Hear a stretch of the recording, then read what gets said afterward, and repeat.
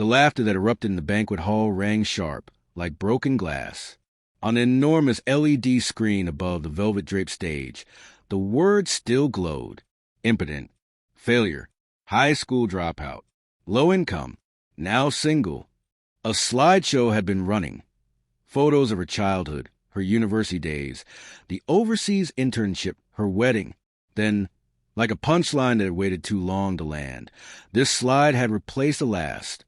The room had gone quiet for only a moment, just enough for people to read and realize it wasn't a joke about someone else. It was about me. My wife, or rather, my ex-wife now, grinned into her champagne flute. "Don't laugh too much. He might cry," she said casually, scanning the crowd, her voice just loud enough to carry. Her father sipped her wine instead of his own. That little detail stuck with me. The way he held her glass like it was his own, like everything that was hers was always just to taste first. I stood there, frozen beside the table marked Extended Family, Groom Side, though there was no groom anymore, not in her eyes. That title had been burned away slowly over the past year. But this was cremation. The guests chuckled, some nervously, unsure if this was a scripted joke, others laughing heartily, glad it wasn't them. Cameras flashed. Phones were recording. Some smiled sympathetically at me. Others looked away like I was contagious. But what no one saw was the years that led to this. How betrayal doesn't always arrive as a single act but as erosion, slow and silent, until the ground beneath you is gone. When we met, she was everything I thought I didn't deserve. Ambitious, magnetic, sharp as cut glass. Her family owned a chain of medical centers.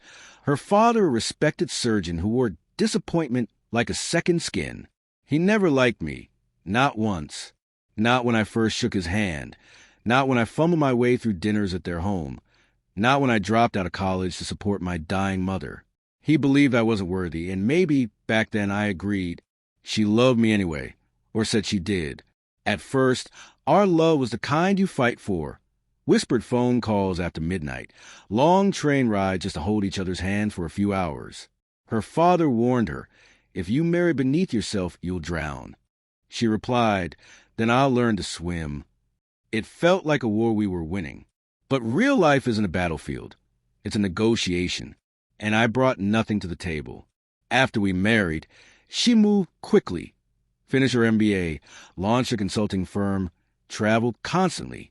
I supported her from the background, editing presentations, doing laundry, managing schedules, building her website.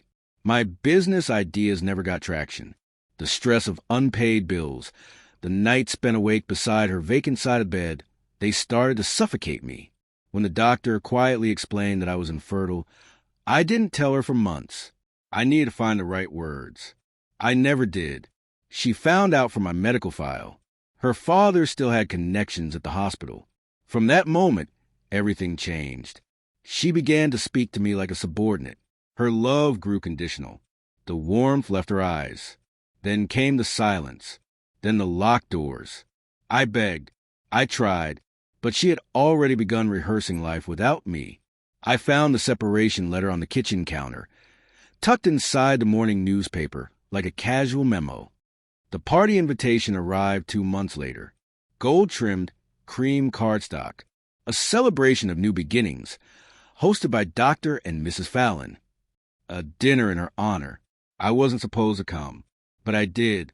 Something in me needed to see it, to believe it was real, to understand what had happened. Or maybe, somewhere deep down, I still thought she'd look at me and remember that once I mattered. Instead, she looked through me. The slideshow had been her idea. She wanted to tell her story, reclaim her narrative, and I was part of it, for contrast. A cautionary tale in her hero's journey. As the laughter faded, and the next slide transitioned to her standing with her new startup team, I turned to leave. Someone muttered pathetic under their breath as I passed. It could have been her cousin. It could have been me. Outside, the summer air clung to my skin like regret. My phone buzzed. A message from my sister. "Why are you even there? Come home."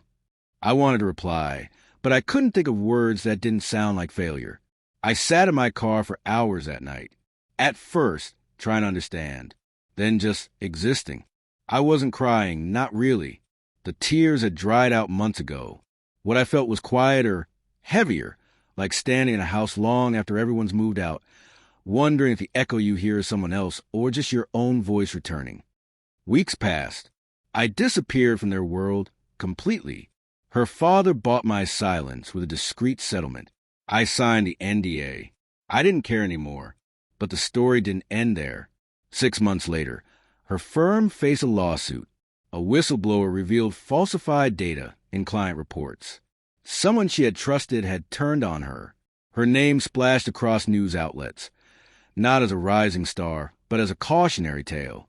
People love a comeback story, but they adore a downfall. I didn't rejoice.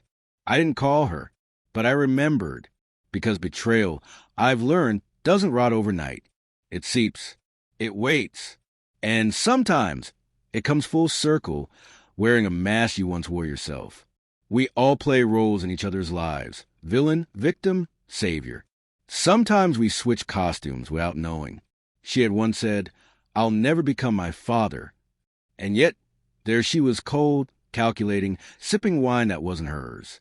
As for me, I started over. Slowly, quietly. No stage, no applause. Just breath, bills, mornings. I'm not a hero in this story. But I'm not the punchline anymore, either. And that, I've come to understand, is enough.